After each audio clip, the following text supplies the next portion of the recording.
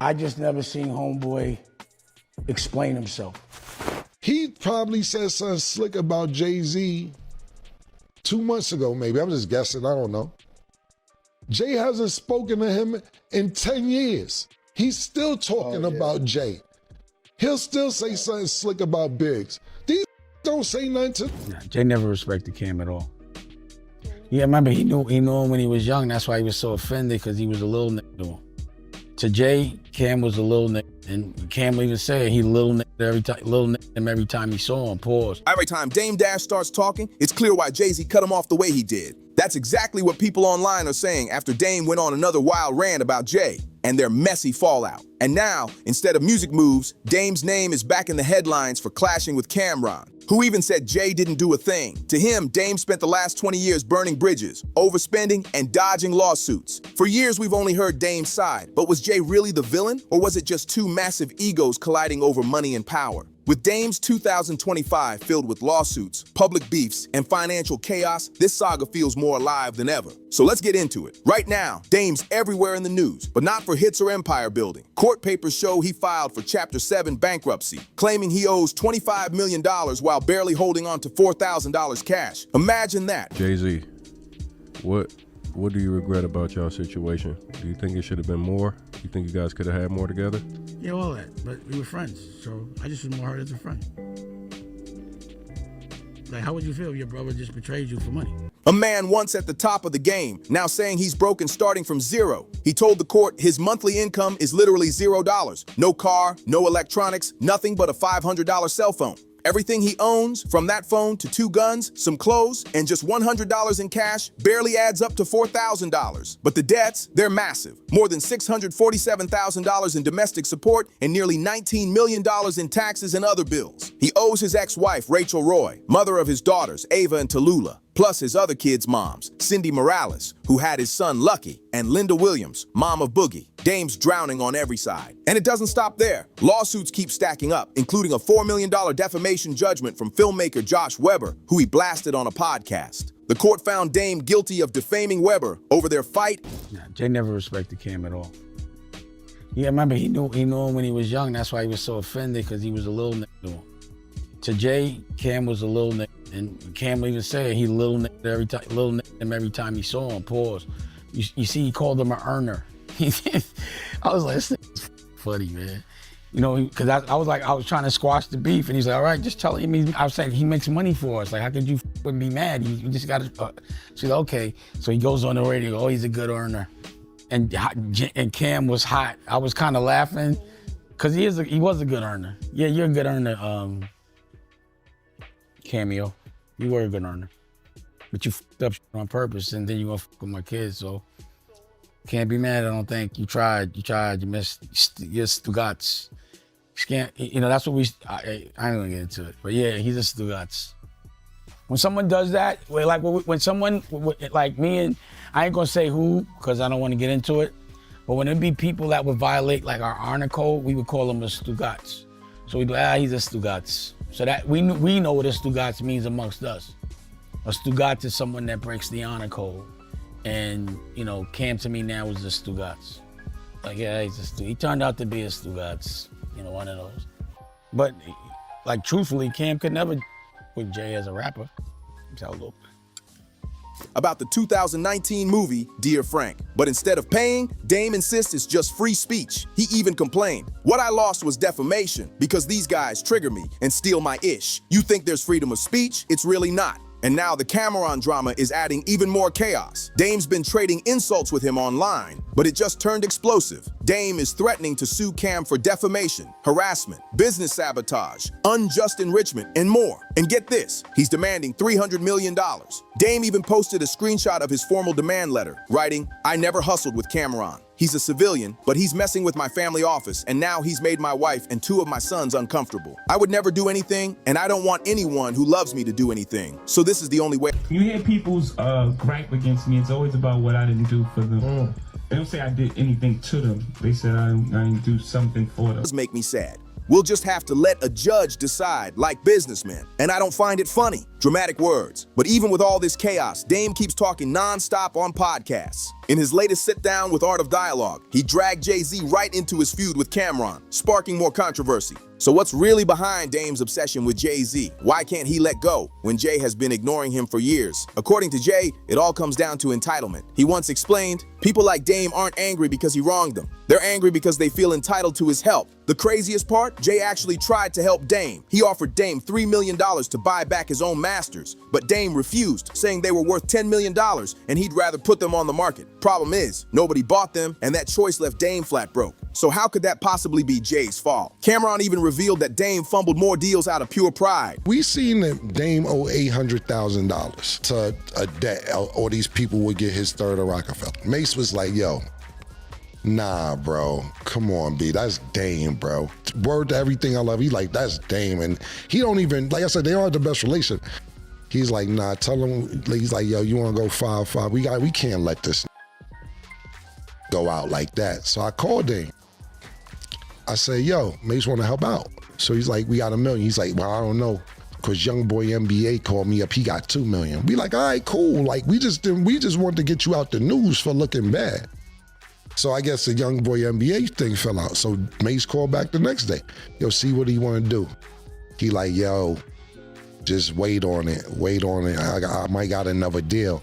So Mace like, yo, bro, he said, you got $1 million today in your account today. Hold on, I might got a deal for $6 million. I'm like, all right, cool. Dame waits 3 weeks to call back and says, yo, what's up? What's up, y'all wanna bust that move? So when I called Beth back, Beth like, nah, man, the deal's off. We ain't doing it, he waited 3 weeks. So I said, Dame, Mace ain't picking up. I just said like that, I said, I don't think he wanna do it. He tries to use reverse psychology on me and be like, oh, you gotta wait for that nigga to bust a move. Oh, you can't bust your own moves, I feel you. I feel you can't bust your own moves. No, I can't, Dame. I can't bust my own moves. I'm not feeding into that. No, I can't. I had 500,000, Mace had 500,000. And no, I don't have $1 million to give you for that, because the thing about it was this. Jay-Z offered him $1.5 million for the third, before anybody. For the other third of Roc-A-Fella. He got offered $1.5 million from Jay-Z or Biggs or whoever, or a combination. And he like, nah, I'm not selling to them niggas that. He didn't want them to have it. So you got 1.5 on the table. You got a guaranteed $1 million from me and Mace on the table. And then you gamble trying to get $6 million. You talking about Drake is calling you. All these other people that are supposed to call you never followed through. And the deal fell through. Like turning down $1 million from Cam and Mace, plus ignoring Jay's $1.5 million offer to save his Roc-A-Fella share. So was Dame the problem from the jump, not Jay? Let's rewind for context. Roc-A-Fella began with Jay, Dame, and Biggs running everything, and for a while, they were untouchable. But once money and ego clashed, things got messy quick. One major flashpoint was Cameron's rise. When Cam signed to Roc, Dame pushed hard to give him more power, even trying to secure him a vice president role inside the label. But Jay wasn't having it, and that's when the cracks really started showing. Jay saw Cameron's promotion as a straight-up threat, not just to his control, but to the entire direction he wanted Roc-A-Fella to go. That fight over Cam's rise wasn't really about Cam at all. It was about who truly had the final say at the label. So when I got there, Roc-A-Fella was real good to me. Everybody's doing what they supposed to do, but I went upstairs to the Def Jam like, now I'm gonna get the other muscle too. And nobody at Roc-A-Fella ever did that. And I just think that I was doing that other artists at Roc-A-Fella never did, and I don't know if Jay-Z liked it or not. A lot of it played into when Dame said that he wanted to make me like the president or vice president of Roc-A-Fella. I kind of was speeding and went on TV and talked about it, and Jay-Z was on vacation, and I don't think when Jay-Z came back, he liked that. And you know, they was giving me little side eyes and so on and so forth, to where some of my verses got erased off certain artists. like PD Crack and I raced his verse. On top of that, Dame and Jay had completely different visions for the business. Dame claimed he wanted Roc to stay tied to the streets, all about the culture and keeping it authentic to the hood. But Jay was thinking way bigger. Mainstream deals, corporate ventures, and building an empire that would last forever. By the mid-2000s, it all exploded. Dame accused Jay of cutting him out and betraying him, while Jay stayed silent and let the business wins do the talking. Dame even swore Jay stabbed him in the back by teaming up with former Def Jam boss Lyor Cohen, who, according to Dame, whispered in Jay's ear to break up Roc-A-Fella. And here we are now. Dame's still venting online, dropping clips and interviews, blasting Cam as fake and opportunistic. At the same time, he's suddenly trying to reconnect with old rivals like 50 Cent. Question that was asked was, are you the reason why Dame and Jay aren't cool? He's the person that told Jay, I'll do a deal with you with or without Dame Dash or Biggs. And he's the one that advised him based on what Steve Stout told me and based on what Irv Gotti told me, that was like, yo, why would you split it 3 ways if you could just do it yourself? Did you hear his response to that question? Nah, I just heard about it, to be honest. I wanted to know what you thought about what he said, so I'm gonna tell you what he said. Not like long question, but for hip hop people, it always pops up. Is Lyor the reason Jay-Z and Dame Dash is not together? Absolutely not. Okay, that's just like, if Lyor was the reason, then they never were together in the first place. Okay, right?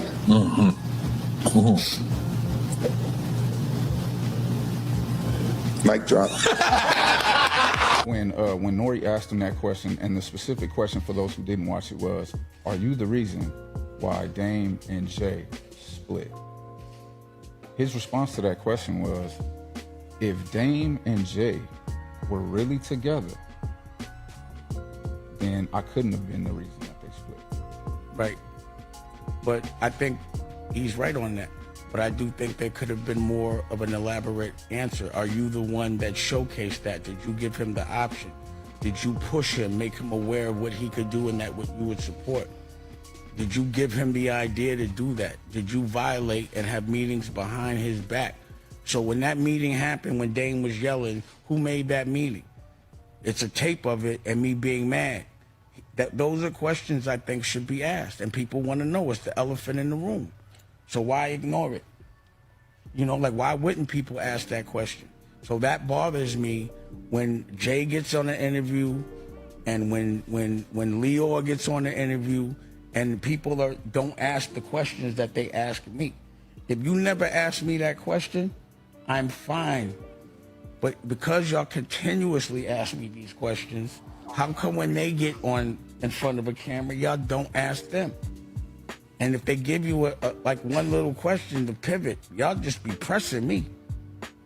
So I'm just like, give them, you know, like, just make it fair. But those moves just make him look inconsistent and desperate. One minute Dame's preaching unity, the next he's firing off shots in interviews. That flip-flop makes it impossible to tell if he really wants reconciliation or just attention. Days after bragging about suing Cam for $300 million, Dame suddenly posted a video apologizing to everyone, even 50 Cent, saying he wanted to sit down with Cam and 50 to talk it out.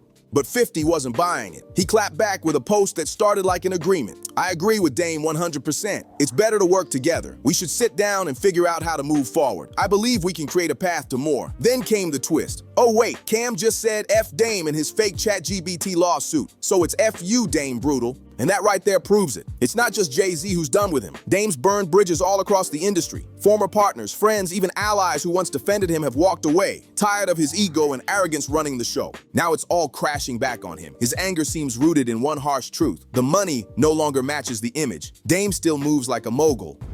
So, you know, I'm sitting here on the dock, looking at the view, and I'm thinking, like, why am I beefing with Cam? And the only reason why is because I just never got to talk to him. He publicly said he wasn't going to talk to me, but almost every OG from Harlem and everyone I respect is like, yo, cut this shit, it's embarrassing. So, you know, Daniel spoke to Cam, and we could resolve this. I just want to talk to him, and it's over. And if you need to, you know, because we can't publicly have us as black people beefing with each other. That's just what they want. They use us to tear each other down. They don't do it. We do it to ourselves, but they usually pay us to do it. And I'm not going to get caught up in that.